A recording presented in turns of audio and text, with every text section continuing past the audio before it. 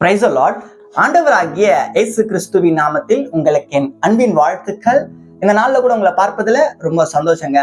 இன்னைக்கு நம்ம எதை பத்தி பார்க்க போறோம்னா, how to read the Bible, பரிசுத்த வேதாகமத்தை நாம் எப்படி வாசிக்கலாம், பைபிள் படிப்பது எப்படி என்பதை பற்றி நம்ம இன்னைக்கு பார்க்க போகிறோம். சோ வந்திருக்கிறவங்க யாவரையும் நான் இயேசு கிறிஸ்து நாமத்துல வாழ்த்துறேன். கர்த்தர் நல்லவர், கர்த்தர் உங்களை ஆசீர்வதிப்பாராக. நம்ம சேனலுக்கு புதுசா இருக்கிற நபர்கள் சப்ஸ்கிரைப் செய்து கொள்ளுங்க.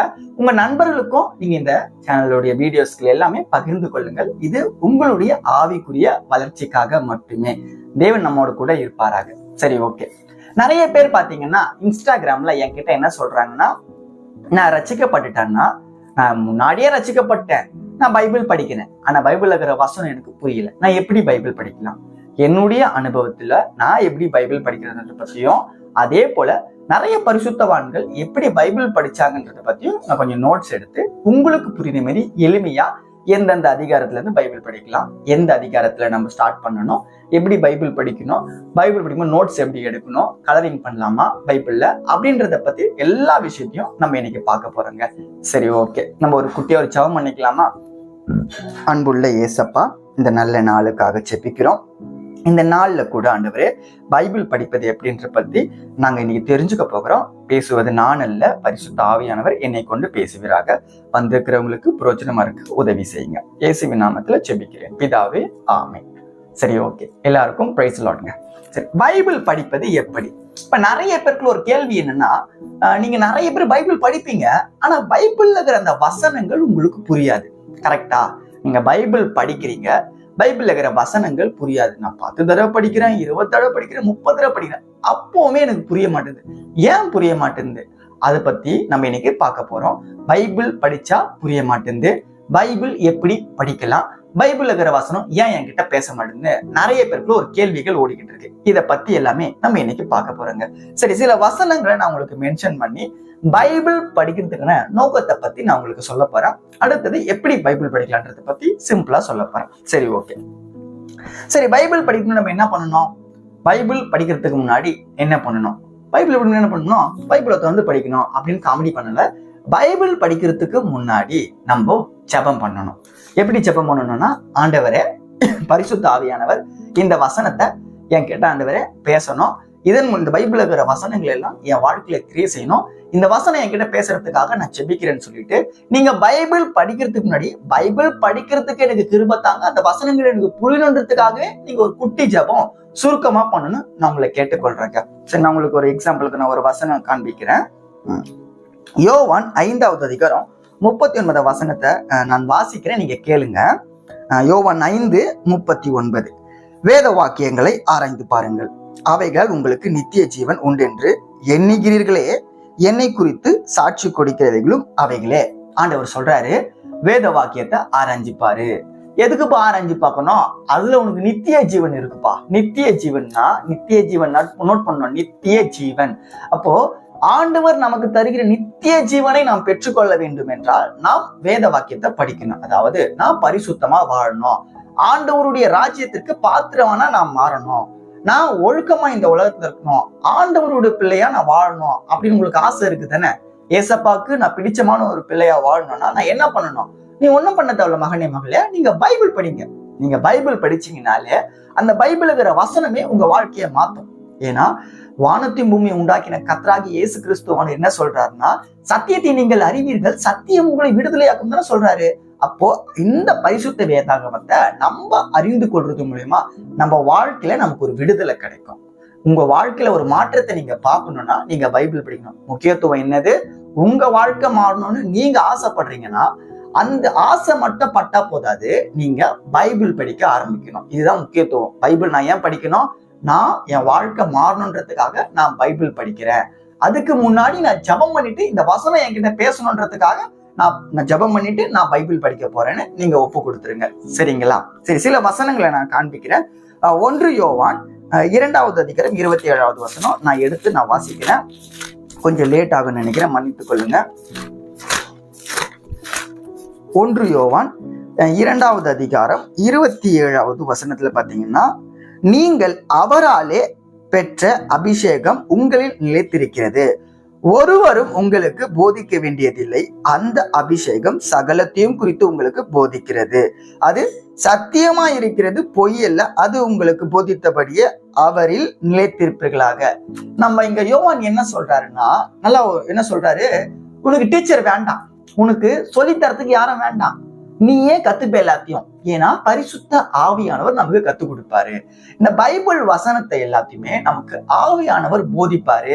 உங்களுக்கு பைபிள் படிக்கிறத பத்தி ஒரு டீச்சர் அதாவது இந்த வசனத்துக்கான அர்த்தத்தை ஒருத்தர் உங்களுக்கு போதிக்கணும்னு அவசியம் கிடையாதுமா. போதிக்கிறது நல்லதுதான், ஆனா அப்படி போதிக்கணும்னு அவசியம் கிடையாது. ஏன்னா உங்களுக்கு நானே கத்து தந்துறப்பான்னு ஆண்டவர் சொல்றாரு. அதை இந்த வசனத்துல என்ன குறிப்பிடாருன்னா, நீங்க ஆண்டவருடைய பிள்ளையா இருக்கீங்க, ஆண்டவரால் அபிஷேகப்பட்ட பிள்ளையா இருக்கீங்க, பரிசுத்த ஆவியானவர் உங்களுக்கு பைபிள் படிக்க உதவி செய்வாராமா. அப்ப நீங்க புரிஞ்சுக்க வேண்டிய விஷயம் என்னன்னா, பைபிள் படிக்க பிரசாந்த் வீடியோ பண்றாரு, இதுல எப்படி பைபிள் படிக்கணும்னு அவர் கத்து தராருன்னா, நான் கத்து தரேன், ஆனா பேசுவது நான் இல்ல, பரிசுத்த ஆவியானவர் தான்.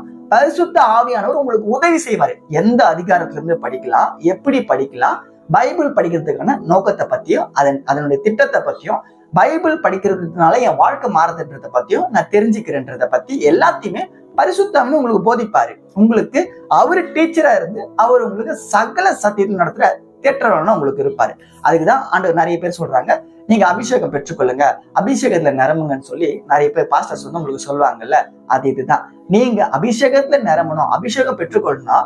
அபிஷேகம் தாங்க சர்ச்சில் போய் பாட்டு பண்ண மட்டும் போதாது, நீங்க அதுக்கு தயாராகணும். நீங்க ஆண்டவரோடு கூட ஐக்கியப்பட்டு இடைப்பட்டு ஜெபிக்கிறதுல வேத வாசிக்கிட்டு நீங்க இடைப்படும் போது நீங்க அபிஷேகத்துக்குள்ள நீங்க வருவீங்க. அது வேற டாபிக், நம்ம அதை அப்புறம் பாத்துக்கலாம். சரி, ஓகே. இப்ப பைபிள் படிக்கிறத மட்டும் நம்ம பாத்துடலாம், சரிங்களா? இப்போ உங்களுக்கு உதாரணத்துக்கு நான் சொல்லணும் அப்படின்னா, இப்ப நான் பிகாம் முடிச்சிருக்கேன். நான் பிகாம் முடிச்சுட்டு ஒரு ஆடிட்டர் கிட்ட அசிஸ்டண்டா ஒர்க் பண்ணிட்டு இருந்தேன். நான் படிச்ச படிப்புக்கு ஏற்ற நான் ஒர்க் பண்ணிட்டு இருந்தேன். அப்ப என்னன்னா, நான் இதை படிச்சதுக்கு இந்த வேலை பார்க்கறது எனக்கு புரிஞ்சுது. இப்ப நான் ஒருத்தங்க டீச்சரா இருக்காங்க, அந்த டீச்சரா இருக்கவங்க போயிட்டு இன்ஜினியர் ஒர்க் பார்க்க சொன்னா அவங்க பார்க்க மாட்டாங்க. அது போல பைபிள் படிக்கிறவங்க எல்லாருமே ஆண்டவருடைய பிள்ளையா, ஆண்டவருடைய ஊழியத்தை சொல்லணும் தான் ஆண்டவர் விரும்புறாரு. அப்ப நீங்க பைபிள் படிச்சா எதுக்கு நீங்க பைபிள் படிக்கிறீங்க அப்படின்னா, ஆண்டவரை அறிந்து கொள்வதற்காக, ஆண்டவரோடு வாழ்வதற்காக, அவருக்காக நான் செயல்பட வேண்டும் என்பதற்காக. இப்போ ஆண்டவருக்காக நீங்க ஊழியம் செய்யணும். ஊழியம் அப்படின்னா பாஸ்டர் வந்து கிடையாது. ஆண்டவர் இந்த வசனத்தின் மூலியமா அவர் நமக்கு கற்பித்த காரியங்களை நம்ம கற்றுக்கொண்டு மற்றவர்களுக்கு போதிக்கணுன்றதுக்காக தான் ஆண்டவர் நம்மள தெரிந்து கொண்டிருக்காரு. நான் அதை நீங்க புரிஞ்சுக்கணும். அதுக்கு ஒரு வசனத்தை நான் ப்ரூஃப் காட்டுறேன். மத்தேயு சுவிசேஷம், மத்தேயு 20வது அதிகாரம் நினைக்கிறேன், இருங்க பாக்குறேன். மத்தேயு 28ல பாத்தீங்கன்னா 19:20 பாத்தீங்கன்னா, நீங்கள் புறப்பட்டு போய் சகல ஜாதிகளையும் சீஷராக்கி பிதா குமாரன் பரிசுத்தாவியின் நாமத்திலே அவர்களுக்கு ஞானஸ்தானம் கொடுத்து நான் உங்களுக்கு கட்டளையிட்ட யாவையும் அவர்கள் கை கொள்ளும்படி அவர்களுக்கு உபதேசம் பண்ணுங்கள். இந்த உலகத்தின் முடிவு பெறும் சகல நாட்டிலும் நான் உங்களோடு கூட இருக்கிறேன்னு ஆண்டவர் சொல்றாரு. ஆண்டவர் உயிர் தெழுந்துட்டாரு. ஏசப்பா உயிர் தெழுந்த பிறகு ஒரு ஆர்டர் போறாரு சீஷர்களுக்கு. என்ன ஆர்டர்னா, நான் உங்களுக்கு சொல்லி கொடுத்தல, அதை நீங்க என்ன பண்ணுங்க, நீங்க போய் மத்தவங்களுக்கு சொல்லி கொடுங்க, நீங்க அவங்களை ஞானஸ்தானத்துல கொடுத்து ரட்சிப்புகளை நடத்துங்கன்றாரு. அப்போ ஆண்டவருடைய சீடனாக மாறுவதுதான் ஆண்டவருடைய பிள்ளைகளோட நோக்கம். நான் ஏசப்பாவுடைய பிள்ளைன்னு சொல்றது மட்டும் நமக்கு போதாது. நான் இயேசுனுடைய சீடன் அப்படின்னா ஏசப்பா சொல்றத கேட்டு கத்துக்கிட்டு நம்ம அதன்படியே நம்ம வாழ்க்கையை வாழ்ந்துக்கிட்டு மத்தவங்களை வாழ வைக்கிறதுக்கு முயற்சி எடுக்கிறது. அதுக்குதான் பரிசுத்த ஆவியானவர் நமக்கு உதவி செய்வாரு. அதான் சொன்னல, நமக்கு டீச்சர் தேவையில்ல, டீச்சர் பரிசுத்த ஆவியானவர் அப்படின்ட்டு. அன்னைக்கு இருந்த காலகட்டத்துக்கு சீஷர்களுக்கு ஏசப்பா டீச்சரா இருந்தாரு, நமக்கு பரிசுத்த ஆவியானவர் டீச்சரா இருப்பாரு. அந்த டீச்சர் பைபிள் படிக்க நமக்கு உதவி செய்வாரு. நீங்க புரிஞ்சுக்கணும். அப்ப எனக்கு டீச்சர் யாரு? பரிசுத்த ஆவியானவர். அவரோடு கூட ஐக்கியப்பட்டு பைபிள் படிக்க உங்களை நீங்க ஒப்பு கொடுக்கணும். யார் அவர்? எங்க இருக்காரு? அவர் அட்ரஸ் கிடைக்குமான்னு கேட்டீங்கன்னா, பரிசுத்த ஆவியானவர் உங்களுக்குள்ளதான் இருக்காரு. நீங்க ஞானஸ்தானம் எடுத்து ரசிக்கப்பட்டீங்க பாத்தீங்களா, அப்பவே உங்ககிட்ட வாசனம் செஞ்சுட்டாரு. அவர் உங்களுக்குள்ள இருக்கும்போது அவர் உங்களை சகல சத்தியத்தில் நடத்தி பைபிள் படிக்க உங்களுக்கு உதவி செய்வார். சரிப்பா, பைபிள்னா படிக்கிறதுக்கு நீங்க சில வசனத்துல போதிக்கிறீங்க, பைபிள் படி நோக்கத்தை பத்தி சொல்றீங்க. சரி, நான் பைபிள் எங்க இருந்துலாம் ஸ்டார்ட் பண்ணலாம்? நான் எப்படி பைபிள் படிக்க ஸ்டார்ட் பண்றது பிரதர்? எனக்கு நீங்க சொல்லுங்கன்னா நான் உங்களுக்கு சொல்றேன். இப்போ நான் எப்படி பைபிள் படிக்க ஆரம்பிச்சேன்னா, மன்னிச்சிருங்க, லாக்டவுன்ல பாத்தீங்கன்னா நான் வீட்டுல சும்மா தான் இருப்பேன். அப்ப லாக்டவுன்ல வீட்டுல சும்மா இருக்கும்போது அப்பதான் நான் பைபிள் படிக்கவே ஆரம்பிச்சேன். நான் பைபிள் வந்து ஒரு நாளைக்கு 10 அதிகாரம், 20 அதிகாரம், 30 அதிகாரம் அப்படி படிப்பேன். ஏன் படிப்பேன் அப்படின்னா, வீட்டுல நான் சும்மா இருந்தேன். அது சும்மா இருந்தது இருந்தாலேயே நான் ஏன் படிக்க ஆரம்பிச்சிட்டேன் போல. அது வீட்டுல வேற எதுவும் புக்ஸ் இல்லைனால கொஞ்சம் பொழுதுபோக்குக்காக தான் படிச்சு, நான் போய் சொல்ல விரும்பல, உண்மையை சொல்லிக்கிறேன். அப்படிதான் நான் இயேசுவை ஏற்றுக்கொண்டு ரசிக்கப்பட்டேன். என்னுடைய சாட்சி கொஞ்சம் பெருசா இருக்கு, நான் அதை இப்ப சொல்ல விரும்பல. ஆனா லாக்டவுன்ல தான் பைபிள் படிக்கவே ஆரம்பிச்சேன். அப்ப நான் ஃப்ரீ டைம்ல நிறைய பைபிள் நான் படிக்க ஆரம்பிச்சேன். பைபிள் நான் நிறைய படிச்சுக்கிட்டே இருப்பேன். ஆனா உண்மையா சொல்றேன், நான் ஃப்ரீ டைம்ல பைபிள் படிச்சோம்னா பைபிள் இருக்கிற வசனம் எல்லாம் எனக்கு சுத்தமா புரியாது. நான் கிட்டத்தட்ட ஒரு 6 மாசம் நான் பைபிள் படிச்சேன். 6 மாசமா எனக்கு பைபிள் படிக்கிறத பத்தி பைபிள்ல ஒரு வசனமே எனக்கு புரியாது. நான் அது சும்மா ஏதோ ஜாலியா உட்காந்து படிப்பேன். ஆண்டவர் ஏசப்பா பிடிக்கும், ஏசப்பா ஏதாச்சும் ஜெபம் பண்ணா தருவாரு, அப்படி ஒரு நம்பிக்கை எனக்குள்ள. அதனால வந்து நான் பைபிள் படிப்பேன், ஏசப்பா கிட்ட ஜெபம் பண்ணுவேன். அப்படிதான் நான் இருந்தேன். இப்படி நான் இந்த பைபிள் படிக்க படிக்க படிக்க இந்த பைபிள் வந்து ஒரு நாள் என்கிட்ட பேச ஆரம்பிச்சுது. இந்த வசனங்கள் எல்லாம் என்கிட்ட கிரியை செய்ய ஆரம்பிச்சது. எடுத்த உடனேவே எனக்கு எதுவுமே புரியல. நாட்கள் ஆச்சு, நேரங்கள் ஆச்சு, காலங்கள் ஆச்சு. ஆனா பைபிள் வசனம் எனக்கு புரிஞ்சுது. அப்ப நான் பைபிள் படிக்க ஆரம்பிச்சா நான் ரெகுலரா படிக்கணும்ன்ற அந்த மனப்பான்மை உங்களுக்குள்ள வந்துடணும். நான் பைபிள் படிக்க ஒப்பு கொடுத்துட்டேன், ஆனா இன்னைக்கு படிக்கல பிரதர், நாளைக்கு கொஞ்சம் வேலை இருக்கு, படிக்க முடியாது, கஷ்டம் பிரதர்னா தலைக்காவது ராஜா. நீங்க தொடர்ந்து பைபிள் படிக்க உங்களை நீங்க ஒப்பு கொடுக்கணும். நீங்க டெய்லியும் ஏசப்பா நான் பைபிள் படிக்க போறேன் அப்படின்ற அந்த ஒரு திட்டத்துக்குள்ள, தீர்மானத்துக்குள்ள நீங்க வரணுங்க. ஆமென். விசுவாசிக்கிறீங்களா? சரி, ஓகே. அப்ப நான் டெய்லியும் ரெகுலரா பைபிள் படிக்கணும்ன்ற அந்த நோக்கத்துக்குள்ள நீங்க வந்துட்டீங்களா? ஏன் சொல்றேன்னா, நான் வந்து லாக்டவுன்ல பைபிள் படிச்சா கூட ரெகுலரா தான் படிச்சேன். ஏன்னா வீட்டுல சும்மா தானே இருந்தேன். அப்ப நான் ரெகுலரா படிக்கிறதுனால நான் அப்பப்ப டெய்லியும் உட்காந்து படிச்சுக்கிட்டே இருப்பேன். காலையில படிப்பேன், மத்தியானம் படிப்பேன், சாயந்தரம் படிப்பேன், நைட்ல படிப்பேன். எப்பெல்லாம் டைம் கொடுக்குது அப்பெல்லாம் படிச்சுக்கிட்டு தான் இருப்பேன். இப்படி ரெகுலரா பைபிள் படிக்க இந்த ஹேபிட் வந்து எனக்கு தொடர்ச்சியா வந்துடுச்சு, பைபிள் படிக்கணும்ட்டு. இப்ப உங்களுக்கு வந்து நீங்க வந்து படிக்கிறது கொஞ்சம் கஷ்டமா தான் இருக்கும். ஆனா நீங்க வீட்டை விட்டுட்டு வெளியே போறதுக்கு முன்னாடி நான் பைபிள் படிச்சுட்டு தான் போவேன்ற அந்த திட்டத்துக்குள்ள வந்துருங்க. முதல்ல பைபிள் வசனம் என்கிட்ட பேசணும், புரியணும்ன்ற அது உங்களுக்கு தேவையில்லை. முதல்ல நான் பைபிள் படிப்பேன், நான் பைபிள் படிக்க போறேன் அப்படின்ற அந்த தீர்மானத்துக்குள்ள வந்துருங்க. அடுத்த விஷயம் என்னன்னா, எந்த அதிகாரத்துல இருந்து படிக்கலாம், எந்த அதிகாரத்தை நான் படிச்சா கரெக்டா இருக்கும் பிரதர்? உங்களுக்கு சிம்பிளா சொல்றேன். எந்த அதிகாரம்னா, பழைய ஏற்பாடு இருக்கு, புதிய ஏற்பாடு இருக்கு. நீங்க பழைய ஏற்பாடும் படிக்கணும், புதிய ஏற்பாடும் படிக்கணும். எப்படி ஒரு அதிகாரம் படிக்கிறதே ரொம்ப கஷ்டம். இதுல நான் எப்படி பழைய ஏற்பாடும் படிக்க முடியும், புதிய ஏற்பாடும் படிக்க முடியும்? நீங்க உங்களுக்கு சிம்பிள் தான். எனக்கு வந்து ஃபர்ஸ்ட் நான் பைபிள் படிக்க ஆரம்பிச்சதே சங்கீதத்துல இருந்து தான். என்ன பிரதர், எல்லாரும் புதிய ஏற்பாடு படிங்கன்றாங்க, பழைய ஏற்பாடு படிக்கின்றாங்க, நீங்க ஏன் சங்கீதம் படிங்கன்றீங்க? ஏன்னா பவுல் வந்து அழகா ஒரு குறிப்பிடுறாரு. முதல்ல வந்து நான் அந்த வசனத்தை உங்களுக்கு காண்பிக்கிறேன். பேதுரு நினைக்கிறேன், இருங்க எடுத்து காமிக்கிறேன். சாரி, பேதுரு தான் குறிப்பிடுறாரு. 1 பேதுரு 2வது அதிகாரத்துல 3வது வசனத்துல, நீங்கள் வளரும்படி புதிதாய் பிறந்த குழந்தைகளை போல திருவசனமாகிய களங்கம் இல்லாத ஞானப்பாலின் மேல் வாஞ்சையாயிருங்கள்னு சொல்றாரு. அதாவது திருவசனத்துல நீங்க ஞானப்பால்ல வாஞ்சையாயிருங்க. நீங்க ஒரு குழந்தை பிறக்குதுன்னா அந்த குழந்தை என்ன பண்ணும், ஃபர்ஸ்ட் பால் குடிக்கும், அதுக்கப்புறம் கொஞ்சம் கெலாக்ஸ் சாப்பிடும், கொஞ்சம் அப்படி இப்படின்னு கொஞ்சம் சாப்பாடெல்லாம் குழச்சு குழந்தைக்கு ஊட்டுவாங்க. அதுக்கப்புறம் அந்த குழந்தை கை வச்சு சாப்பிடும். அப்புறம் அது வளர்ந்த பிறகு நல்ல ஆரோக்கியமான உணவு சாப்பிட்டு ஹெல்த்தியா இருக்கும். பச்சை குழந்தைய கொடுக்குற உணவை விட்டு ஒரு என்னமே பையனுக்கு கொடுத்தா அந்த பையன் சாப்பிட்ட அந்த உடம்பு ஹெல்த்தியா இருக்குமா? யோசிச்சு பாருங்களேன். அதே மாதிரிதான் இப்ப நீங்க வளர்ற ஸ்டேஜ்ல இருக்கீங்கன்னா உங்களுக்கு சங்கீத பகுதியே போதுமானது நான் சொல்லுவேன். நிறைய பேர் அது படிங்க இது படிங்கன்னு சொல்லுவாங்க. ஆனா நீங்க இப்பதான் ஏசப்பாக்குள்ள வரீங்கன்னா உங்களுக்கு சங்கீத பகுதி நீதிமொழிகளே போதுமானது. நீங்க அதை படிக்கலாம். இல்ல பிரதர், நான் சங்கீத பகுதியிலேயே படிக்கிறேன், நீதிமொழிகள் படிக்கிறேன் அப்படின்னா நீங்க அப்புறம் புதிய ஏற்பாடு பழைய ஏற்பாடுன்னு நீங்க பிரிச்சு படிக்கலாம். சரி, ஓகே. நான் ரெகுலரா பைபிள் படிக்கிறேன் பிரதர், இனிமே பைபிள் படிக்க போறேன். கரெக்டா டைம் ஷெட்யூல் போட்டு நான் பைபிள் படிச்சுட்டு தான் வீட்டு விட்டு வெளியே போறேன். நான் இனிமே தீர்மானம் எடுக்கிறேன். நான் அதே போல வந்து நான் நீதிமொழிகளை படிக்கிறேன், சங்கீத பகுதியை நான் படிச்சே இருக்கேன் பிரதர். நான் வந்துட்டு வேற என்ன படிக்கலாம்னா, ஃபர்ஸ்ட் நீங்க படிக்க வேண்டியது புதிய ஏற்பாடு.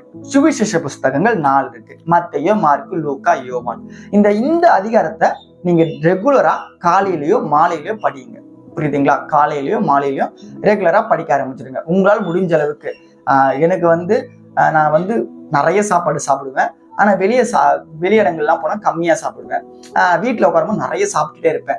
வெளியிடங்கள்ல ஏன் கம்மியா சாப்பிட்றேன்னா, வெளியே வந்து கொஞ்சம் எப்படி சொல்றது, யாராவது நம்மளை பார்ப்பாங்களோ, தப்பா நினைச்சுப்பாங்களோ, அதெல்லாம் நம்ம கொஞ்சம் கம்மியா சாப்பிட்டு லிமிட்டா இருந்துப்போம். ஹோட்டலுக்கு எல்லாம் போனா நம்ம ஹோட்டல் போனா கூட டீசெண்டா ஃப்ரெண்ட்ஸ் கூட சாப்பிட்டு வந்துடலாம். ஹோட்டல்ல இருந்து டிஃபன் நிறைய வேணாம் தான், அது வீட்டுல ஒரு நல்லா அடிச்சு நவுத்தி சாப்பிடலாம். இது என்னோட எண்ணமே. வீட்டுல இருக்கும் நிறைய சாப்பிட்றேன். இது நீங்க இப்படி புரிஞ்சுக்கோங்களேன். நீங்க வீட்டுல சும்மா இருக்கும்போது நிறைய பைபிள் படிக்கணும், அது உணர்வுக்குள்ள வரணும். இப்ப நீங்க ரீல்ஸ் தள்ளுறீங்க, இன்ஸ்டாகிராம்ல போர் அடிக்க ரீல்ஸ் காமெடி எல்லாம் பாக்குறீங்க, அதெல்லாம் நீங்க பாத்துன்னு இருக்கீங்களா? நீங்க பாருங்க, சினிமா படம் பார்த்து என்டர்டைன்மெண்ட், நான் அதுல சொல்லல. ஆனா அது உங்களுடைய தனிப்பட்ட விஷயம். நீங்க இந்த என்டர்டைன்மெண்ட் கொடுக்குற அந்த நேரத்தை பைபிளுக்கு நீங்க செலவழிங்க. நீங்க பைபிளுக்கு முக்கியத்துவம் கொடுங்க. எனக்கு எப்பப்பெல்லாம் போர் அடிக்குதோ அப்பெல்லாம் நான் பைபிள் படிக்க ஆரம்பிச்சிட்டேன். அப்போ உங்க நேரம் முழுவதுமே பொழுதுபோக்கு நேரத்தை கூட என் ஆண்டவருக்கு நான் செலவழிப்பேன் அப்படின்றத கொள்கைக்குள்ள வந்துட்டீங்கன்னா ஆண்டவர் ஆட்டோமேட்டிக்கா உங்களுக்கு பைபிள் படிக்க உதவி செஞ்சுருவாருங்க. நான் சொல்றது புரியுதுங்களா?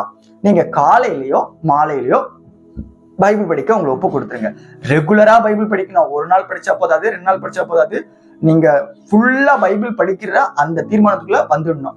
நீங்க ஒரு வருஷத்துக்கு படிக்கிறதுக்கு நிறைய கேலண்டர்ஸ் இருக்கு, நிறைய ஷெடியூல்ஸ் இருக்கு.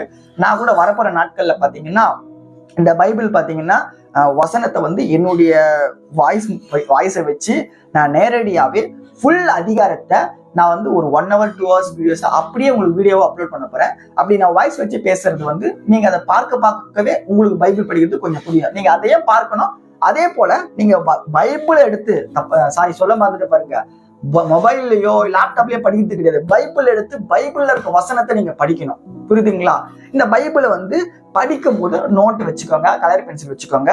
என்னுடைய நோட்ல பாத்தீங்கன்னா கலர் அடிச்சு வச்சுப்பேன், அப்படியே கலர் பென்சில் கிறுக்கி வச்சுப்பேன். ஏன்னா எனக்கு பிடிச்ச வசனங்கள் எடுத்து நான் அப்பப்போ அடிச்சு வச்சுப்பேன். அது வந்து உங்களுக்கு வசனங்கள் பேசும்போது கிரியேட் செய்யும் போது அது உங்களுக்கு ஆட்டோமேட்டிக்கா வந்துடும். அது நான் உங்களுக்கு சொல்லித்தரணும் அவசியம் இல்லை, நீங்களே அதை பண்ணிடுவீங்க. இப்ப இந்த பைபிள் பாத்தீங்கன்னா படிக்க பாத்தீங்கன்னா உங்ககிட்ட ஆண்டவர் பேசுவாரு. ஆனா நீங்க என்ன பண்ணணும்? ரெகுலரா படிக்கிறதுக்கான அந்த தீர்மானத்துக்குள்ள வந்துடணும். அதே போல பைபிள் படிச்சுட்டு தான் வீட்டை விட்டுட்டு நான் வெளியே போவேன் அப்படின்ற அந்த தீர்மானத்துக்குள்ள வந்துடணும். சரிங்களா? நீங்க பைபிள் படிக்கிறது ஆண்டவரை தேடுறதுக்கான அந்த நோக்கம், அதை நீங்க மறந்துடக்கூடாது. இந்த வசனம் உங்ககிட்ட பேசணும்தான் நான் பைபிள் படிப்பேன், பேசலாம் படிக்க மாட்டேன்னு கிடையாது. ஏன்னா எடுத்த உடனே எதுவும் நமக்கு புரியாது, நமக்கு கொஞ்சம் கொஞ்சமா தான் புரிய வரும். அதனால பைபிள் படிக்கிறத நீங்க விட்டுறவே கூடாது, தொடர்ந்து பைபிள் படிச்சுக்கிட்டே இருக்கணும். ஏன் பைபிள் படிக்க சொல்றேன் அப்படின்றத பத்தி நான் ஸ்டார்டிங்லயே சொல்லிட்டேன். உங்களுக்கு நித்திய ஜீவன் இருக்கு, நீங்க எப்படி வாழணும், ஆண்டவரோடு கூட எப்படி ஐக்கியப்படணுன்றத பத்தி எல்லாம் பைபிள் தான் உங்களுக்கு கத்துக் கொடுக்கும். கரெக்டுங்களா?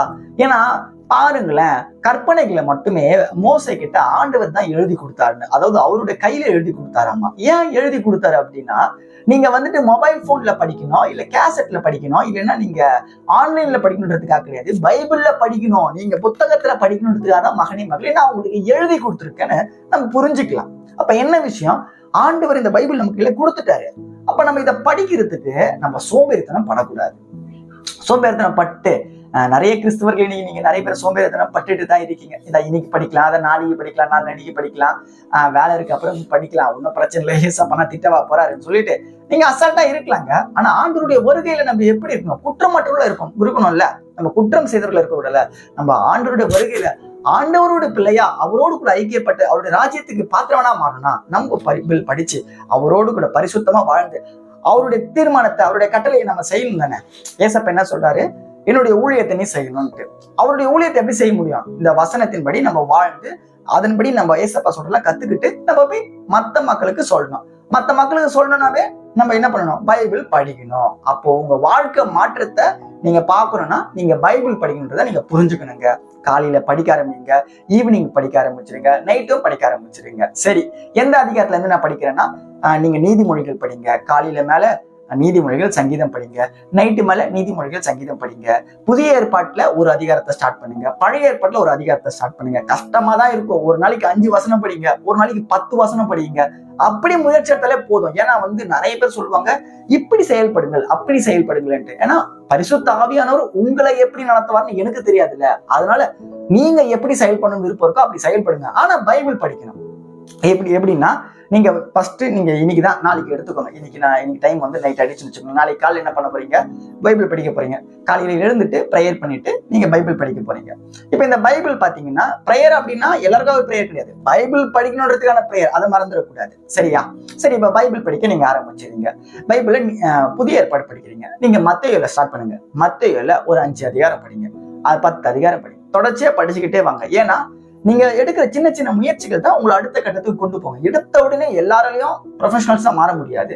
நம்ம கொஞ்சம் கொஞ்சமா தான் பைபிள் படிக்க ஆரம்பிக்கணும். சரிங்களா? அதெல்லாம் நீங்க கொஞ்சம் ட்ரை பண்ணீங்கன்னா உங்களுக்கு வந்துடும். நீங்க சங்கீத பகுதியை நைட்ல தூங்குறதுக்கு முன்னாடி படிச்சுட்டு தூங்கலாம், நீதிமொழிகள் படிச்சுட்டு தூங்கலாம். நீங்க நைட்ல வந்து தூங்குறதுக்கு முன்னாடி படிச்சுட்டு தூங்குங்க சங்கீத நீதிமொழிகள். இதை நீங்க ட்ரை பண்ணும்போது காலையில ஆட்டோமேட்டிக்கா பைபிள் படிக்க உங்களுக்கு அந்த விஷயம் வந்து உங்களுக்கு முயற்சி வந்து உங்களுக்கு வந்துடும். நீங்க முயற்சி எடுக்க தேவையில்ல, பரிசுத்த ஆவியானவர் உங்களுக்கு உதவி செஞ்சிருவாரு. நீங்க வந்து நைட்டு பைபிள் படிச்சுட்டு தூங்குறது மூலியமா. அதே போல நீங்க வந்து பழைய ஏற்பாடு எடுத்தீங்கன்னா ஆதியாகமும், யாத்ராகமும், லேவியராகமும், என்னாகவும், உபாகமும், யோசுவா, நியாயாதிபதிகள், ரூத்து, 1 சாமுவேல், 2 சாமுவேல் அப்படின்னு போயிட்டே இருக்கும் லிஸ்ட். ஆனா நீங்க வந்துட்டு என்னன்னா நான் வந்து ஃபர்ஸ்ட் வந்து எது படிச்சேன் அப்படின்னா, நான் வந்து சங்கீத பகுதி படிச்சேன் பழைய ஏற்பாட்டுல. யோபு புஸ்தகம் படிச்சேன். நீங்க ஃபர்ஸ்ட் ஆதியாகமம் படிக்கிறதும் படிக்கலாம், யோபு புஸ்தகம் படிக்கிறதும் படிக்கலாம், என்ன அதிகாரம் உங்களுக்கு தோணுதோ எதை வேணா படிக்கலாம். ஆனா படிச்சுட்டே திருப்பி திருப்பி படிக்காதீங்க. நீங்க ஃபுல்லா படிச்சு முடிச்சிடுங்க பைபிளை. இந்த ஒரு வருஷத்துக்கு நீங்க கேலண்டர் ஷெட்யூல் போட்டீங்கன்னா அது ஆன்லைன்ல நிறைய வருது, அதை பார்த்துட்டு ஃபுல்லா பைபிள் படிச்சு முடிச்சிருங்க. அதுக்கப்புறம் நீங்க படிச்சது தொடர்ச்சி திரும்பி திரும்பி படிங்க. ஆனா என்ன அதிகாரம் படிக்கிறீங்களோ அதை டைரியில நீங்க எழுதி வச்சிருங்க. ஏன்னா படிச்சுட்டு திருப்பி திருப்பி படிச்சுட்டு இருந்தீங்கன்னா வருஷம் ஃபுல்லா அதே தான் படிச்சுட்டு இருப்பீங்க. ஏன்னா நான் அதை தப்பு பண்ணிட்டேன். ஏன்னா நான் ஒரு அதிகாரத்தை படிச்சுட்டேன் அப்படின்னா, ஆதியாகமம் ஃபுல்லா படிச்சுட்டேன் அப்படின்னா ஆதியாகமத்துல ஒரு 30 அதிகாரம் முடிச்சிருப்பேன் நான் ஃபர்ஸ்ட். அதுக்கப்புறம் வந்துட்டு பழைய ஏற்பாட்டுல வந்துட்டு எசேக்கியேலோ தானியேலோ படிச்சுட்டு இருப்பேன். மறுபடியும் ஆதியாகத்துக்கு வரும்போது அதே 30 அதிகாரத்துல இடையில இருக்கிற அதிகாரத்தை தான் படிச்சுட்டு இருப்பேன் தவிர அதுக்கு மேல போக மாட்டேன். ஏன்னா கன்ஃபியூஷன் ஆயிடும், கொலாப்ஸ் ஆயிடும். நீங்க படிக்கிறதுக்கு முன்னாடி ஒரு தீர்மானத்தை, ஒரு திட்டத்தை போட்டு நோட்ல எழுதி இன்னைக்கு இந்த அதிகாரம் படிச்சேன் அப்படின்னு சொல்லி நீங்க எழுதி வச்சிருங்க. ஒரு நாள் இந்த டேட்ல இந்த அதிகாரம் முடிச்சேன்னு நீங்க எழுதி வச்சிருங்க.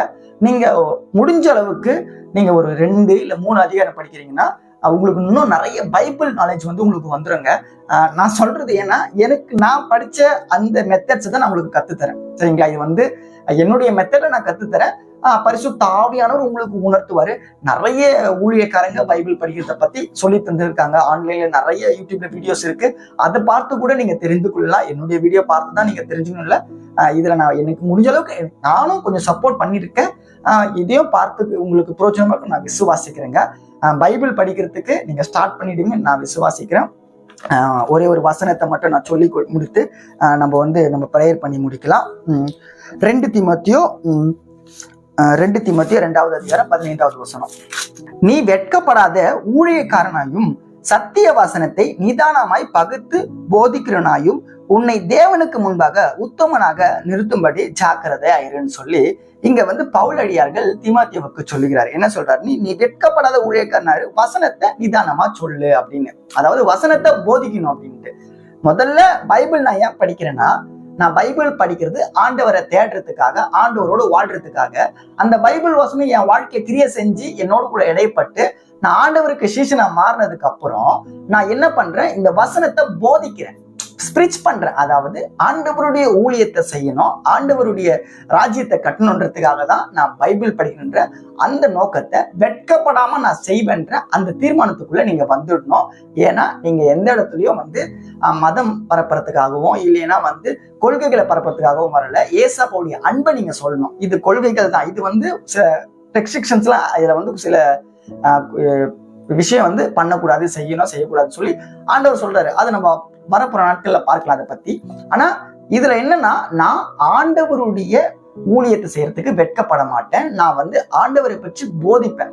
பேருக்கு இந்த வசனத்தை வந்து சொல்லிக் கொடுப்பேன். இதுல இருக்க அர்த்தத்தை நான் சொல்லி கொடுத்து நான் போதிக்கிறதுனா என்னுடைய அறிவு வளரும். ஆண்டவருக்குள்ள நான் வாழ்றதுக்கு இன்னும் நான் ஆவிக்குரிய அறிவு எனக்கு வர்றதுக்கு உதவியா இருக்குன்றத நீங்க புரிஞ்சுக்கோங்க. நீங்க வெட்கப்படாம போதிப்பீங்க. எப்ப போதிப்பீங்கன்னா பைபிள் படிக்கிறது மூலியமா. அப்போ நீங்க ஒழுங்கா பைபிள் படிங்க ரெகுலரா. கர்த்தர் அதற்கான உங்களுக்கு கிருபையை தருவாருங்க. இதுல வந்து உங்களுக்கு இந்த வீடியோ வந்து உங்களுக்கு பிரயோஜனமா இருக்கு நான் விசுவாசிக்கிறேன். ரொம்ப நேரம் எடுத்திருப்பேன்னு நான் நினைக்கிறேங்க. ஆனா நான் இதை ஷார்ட்டா ஒரு 5 நிமிஷத்துல நான் பைபிள் படிக்கிறத பத்தி சொல்லித்தரணும்னு ஆசைப்பட்டேன். நான் ரொம்ப நேரம் பேசுறேன்னு நினைக்கிறேன். கர்த்தர் நல்லவர். கர்த்தர் உங்களை ஆசீர்வதிப்பாராக. நம்ம செபிச்சு முடிக்கலாம். அன்புள்ள ஏசப்பா, இந்த நல்ல நாளுக்காக செபிக்கிறேன். இந்த நாள்ல கூட பார்த்து கொண்டிருக்க என் அன்பு சகோதர சகோதரிகள் எல்லாரையும் ஆசீர்வதிங்க. இந்த காரியம், இந்த பைபிள் படிக்கிறத பத்தி சொன்னது ஒவ்வொருவருக்கும் பிரயோஜனமா இருக்கும் நான் விசுவாசிக்கிறேன் தகப்பனே. எல்லாருக்குள்ளயும் கிருபைய வரங்களை அள்ளி அருளுங்க. தேவன் பைபிள் படித்துக்கான நாலேஜ் கொடுங்க. இன்னும் உங்களோடு கூட இடைப்பட உதவி செய்யுங்க ஏசப்பா. குடும்பங்களை ஆசீர்வதிங்க. நன்மையான காரியங்களை காண்பீங்க. ஒப்பு கொடுக்கிறோம். இயேசுவின் நாமத்துல ஜெபிக்கிறோம் பிதாவே. ஆமீன், ஆமீன். God bless you. கர்த்தர் நல்லவர். உங்களை ஆசீர்வதிப்பாராக. ஆமீன்.